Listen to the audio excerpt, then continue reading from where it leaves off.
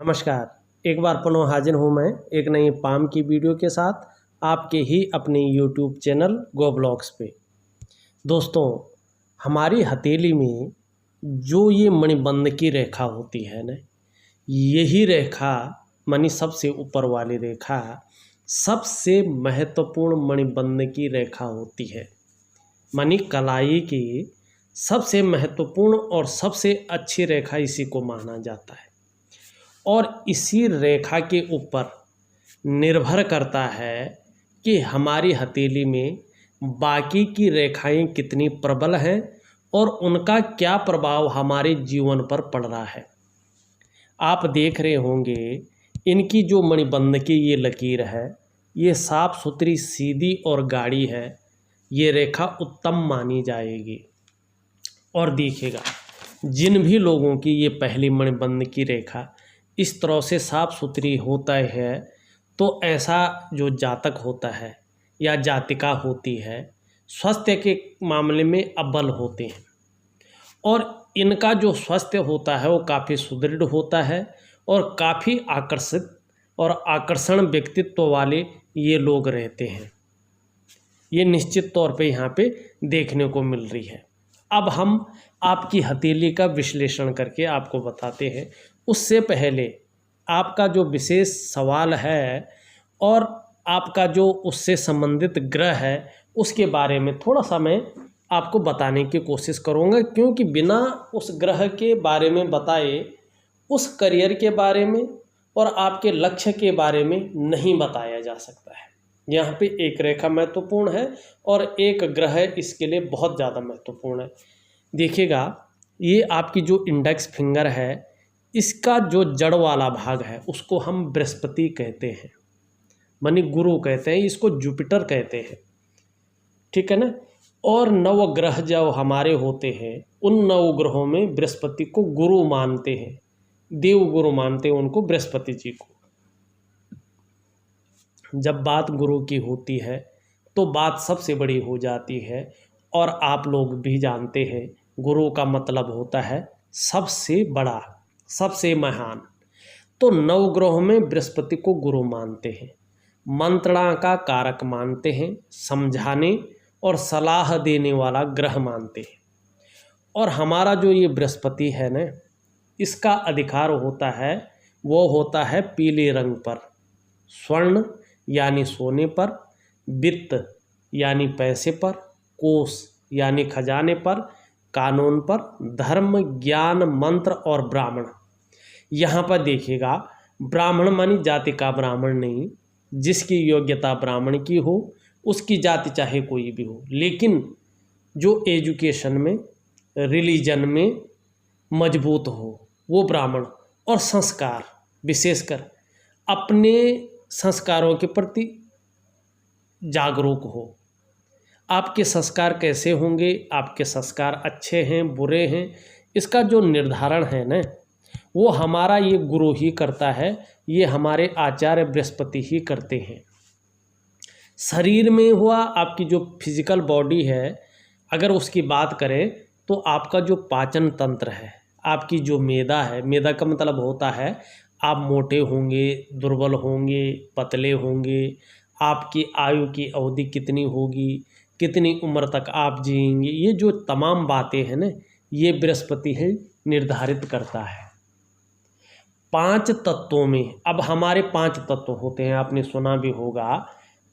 जो 5 तत्व होते हैं उन 5 तत्वों में जो आकाश तत्व है ना उसका अधिपति हमारा बृहस्पति है। पृथ्वी है, जल है, अग्नि है और वायु है। इन 4 तत्वों को जो तत्व अपने अंदर समाहित करता है या बाकी 4 तत्वों से बड़ा होता है वो होता है आकाश तत्व, और बृहस्पति इसी आकाश तत्व का मालिक है। और करियर की अगर हम बात करें तो देखिएगा, ये गुरु है तो शिक्षा के क्षेत्र में, एजुकेशन में, इंजीनियरिंग में, इंजीनियरिंग और मैनेजमेंट और चिकित्सा मानी मेडिकल लाइन जिसको कहते हैं, ये बृहस्पति उस क्षेत्र को रिप्रेजेंट करता है, ठीक है ना। उस क्षेत्र को यहाँ पे दिखाता हुआ नजर आ रहा है। लेकिन वर्तमान समय में देखें, आपका बृहस्पति यहाँ पे सामान्य स्थिति में नज़र आ रहा है, सामान्य भाव में बैठे हुए यहाँ पे नज़र आ रहे हैं। ये देखिएगा, यहाँ पे थोड़ा सा सामान्य स्थिति में धन का ग्रह बैठा गया है, साधारण अवस्था में बैठे हुए हैं। इस अवस्था में ये आपके अंदर थोड़ी सी साधारणता देते हुए दिख रहे हैं, सामान्य व्यक्तित्व देते हुए दिखाई पड़ रहे हैं। हाँ, देखिएगा, हंसमुख स्वभाव रहेगा और देखा जाए तो दयालु और परोपकार की भावना आपके अंदर रहेगी। आर्थिक पक्ष भी ठीक ठाक रहेगा। यश प्राप्ति के लिए वर्तमान समय में मन में झुकाव बना रहेगा। स्वतंत्रता और नेतृत्व की चाह बनी रहेगी। और दूसरी बात देखिएगा, आपका जो क्षेत्र है उस क्षेत्र के लिए आपको बृहस्पति को पुष्ट करना बहुत ज़रूरी है। मतलब अपने क्षेत्र में एक तो एकाग्रता रखना है। दूसरी अगर हम बात करें तो बृहस्पति को मजबूत निश्चित रूप से करना है, और उसके लिए मैं विशेष उपाय दूंगा। यदि बृहस्पति इसी क्षेत्र में रहे तो आपको बहुत ज़्यादा मेहनत करनी पड़ेगी, तब जाके कहीं सफलता की प्राप्ति होगी। अगर बृहस्पति इस तरह कमज़ोर रहे, साधारण भाव में रहे, तो बहुत ज़्यादा मुश्किल होगी एजुकेशन के क्षेत्र में, इंजीनियरिंग के क्षेत्र में, मैनेजमेंट के क्षेत्र में और मेडिकल लाइन में, चिकित्सा के क्षेत्र में कामयाबी हासिल करना। तो मेहनत के साथ साथ, एकाग्रता के साथ साथ आपको अपना ग्रह को भी मजबूत करना पड़ेगा। अब दूसरी चीज़ यहाँ पे समझने की है, दूसरी चीज़ यहाँ पे समझो। आपकी हथेली में जो ये रिंग फिंगर है, ये यहाँ पे थोड़ी सी बड़ी प्रतीत हो रही है आपके बृहस्पति मानी इंडेक्स फिंगर से। ये अच्छा माना जाता है। ऐसा व्यक्ति हिम्मती स्वभाव का होता है। आप हिम्मती स्वभाव के हैं, रिस्क लेने की क्षमता आप में अच्छी है, यशस्वी होंगे, समाज में मान और प्रतिष्ठा और यश पाने वाले होंगे। और विशेषकर सरकारी नौकरी में ऐसा जातक जाता है, अगर कोशिश करें तो कामयाबी ऐसे व्यक्ति को मिलती है। ये निश्चित यहाँ पे देखने को मिल रहा। दूसरी बात, यहाँ पे सूर्य क्षेत्र में देखें तो एक शानदार मछली का चिन्ह साथ साथ में बन रहा है। ये आपको क्रिएटिव बना रहा है। और दूसरी बात, अपने क्षेत्र में व्यक्ति को प्रसिद्धि मिलेगी, इस बात की गारंटी देता हुआ यहाँ पे दिखाई दे रहा है। लेकिन तब जब आप मेहनत करेंगे, उसका परिणाम आपको तभी मिलेगा। और दूसरी बात, यदि किसी तरह से सरकारी नौकरी हासिल नहीं होती है तो यहाँ पे आप अपनी कनिष्ठा देखें। आपकी कनिष्ठा अच्छी खासी लंबी यहाँ पे दिखाई दे रहे हैं, और सूर्य की उंगली जो आपकी अनामिका है, जो रिंग फिंगर है, उसके पहले पौरवे से बहुत बड़ी यहाँ पे दिखाई दे रही है। ये बहुत अच्छी बात है। कनिष्ठा उंगली अगर इस तरह से लंबी हो तो इसको आप प्रैक्टिकल रूप में देखना। ऐसा व्यक्ति व्यापारी होता है, अधिकारी होता है, या उच्च वर्ग का व्यक्ति हो जाता है। श्रेष्ठ और सफल जीवन ऐसे लोगों का होता है, और अपने बलबूते पर कुछ करने वाला ऐसा व्यक्ति होता है। लेकिन इसका जड़ वाला भाग अगर हम देखें यहाँ पे, तो यहाँ पे बैठा हुआ है, कम्युनिकेशन स्किल्स में थोड़ा सा कमजोरी देता है ये भाग अगर बैठा हो तो। दूसरी अगर हम बात करें, अपनी बात को उस तरह से नहीं रख पाता है, प्रभावशाली ढंग से नहीं रख पाता है, और विशेषकर अगर अपना काम हो आदमी का, अपना व्यापार हो, तो उस क्षेत्र में मध्यम स्थिति में रखता है। ये अभी की स्थिति है। आगे आने वाले समय में आपके ऊपर डिपेंड करता है कि आप अपने ग्रहों को किस तरह से प्रभावित करते हैं। देखिएगा, बुध को अगर सही करना है, आपको अपनी कम्युनिकेशन स्किल्स बढ़ानी है, अपनी एकाग्रता बढ़ानी है, अपने व्यक्तित्व को बढ़ाना है, अपने जीवन में जो है लग्जरियस चाहिए, तो आपको बुध को मजबूत करना है। और बुध को मजबूत करना है, उसके लिए हरे सब्जी हुआ, हरे फल हुआ, हरी दाल हुई, इन चीज़ों का ज़्यादा सेवन करना है। और देखिएगा, कम से कम 21 दिन, नहीं तो एक महीना संडे को छोड़कर ब्रश करने के बाद सुबह 2 पत्ते तुलसी के आपको सेवन करना है उनका, और सुबह और शाम बोल बोलकर, जप करके नहीं, बोल बोलकर गायत्री मंत्र का 108 बार पाठ करना है। इससे आपका ध्यान बटेगा नहीं, जिस लक्ष्य की है उस लक्ष्य की ओर ध्यान जाएगा, एकाग्रता आएगी, व्यक्तित्व बढ़ेगा, पर्सनालिटी बढ़ेगा, तीव्र मस्तिष्क के स्वामी होंगे, जो मनोवैज्ञानिक क्षेत्र है उसमें सफलता हासिल होगी। सामने वाले व्यक्ति को किस तरह से प्रभावित करना है, ये गुण आपके अंदर आएगी। हर परिस्थिति को हंसते हंसते झेलने की क्षमता आपके अंदर आएगी, ये निश्चित है, और व्यक्ति नाम और यश पाने की ओर जाएगा। दूसरी अगर हम यहाँ पे बात करें तो इस तरह की रेखाएं जब बृहस्पति पर्वत पर जाती हैं तो व्यक्ति एक से ज़्यादा क्षेत्रों से धनार्जन करता है। यहाँ पे अगर देखें एक शुक्र बलय भी बनता हुआ दिखाई दे रहा है, ये बहुत अच्छा होता है। इसको सिंपल तरीके से अगर हम देखें धन के मामले में, जहाँ एक सामान्य व्यक्ति 10 रुपये कमाता है, शुक्र बलय वाला व्यक्ति 100 रुपये कमाता है। आगे आप खुद समझ लीजिएगा। अब यहाँ पे देखिएगा एक ग्रह और की ओर चले हम। शुक्र आपका बहुत प्रबल स्थिति में है, ज़्यादा उठा हुआ है, यहाँ पे दिख रहा है, ज़्यादा जो है फूला हुआ ये स्थान दिख रहा है, देखो। और बृहस्पति बहुत कमज़ोर उस रूप में दिख रहा है, ये अच्छा नहीं माना जाता है, ये नेगेटिव प्रभाव देता है। कभी भी हो जीवन में शुक्र अगर अतिबली हो जाए तो ये, और उसके साथ बृहस्पति सपोर्ट न करे तो नेगेटिव प्रभाव देता है। वर्तमान समय में ये कहीं ना कहीं आपको मानसिक परेशानी ज़रूर दे रहा है। अगर नहीं दे रहा तो आप सोच ज़्यादा रहे हैं, उस एक विषय को लेके चिंता भी कर रहे हैं, और बहुत ज़्यादा मेहनत, बहुत ज़्यादा परिश्रम के बाद भी उसमें जो है थोड़ी सी कमी महसूस यहाँ पे दिखाई दे रही है। और विपरीत के प्रति विचारों में भोग के और विचार जाते हैं।